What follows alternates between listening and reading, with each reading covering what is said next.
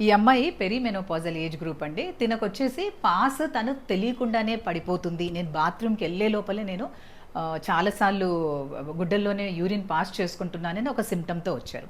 So, తనకి ఇది ఏ విధంగా ఇబ్బంది కలుగుతుందో తన మాటల్లో ఒకసారి అడుగుదాం. పొద్దున బాత్రూమ్ పోవాలంటే ఇబ్బంది మేడం. హ్మ్. పోయే లోపలే వెళ్ళిపోతాయి. గుడ్డల్లోనే పడిపోతూ ఉంటుంది.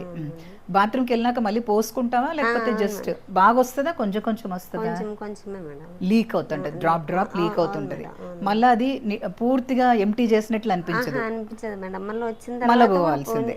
పూజ చేసుకున్నప్పుడు అప్పుడప్పుడు స్నానం చేసి చేస్తాం మేడం. మళ్ళీ స్నానం చేసి మళ్ళీ చేసుకుంటుంటావు. సో ప్రయాణం చేయాలన్నా, పూజలు చేసుకోవాలన్నా, నలుగురిలో కలవాలన్నా కూడా ఇబ్బందిగా అనిపిస్తుంటుంది.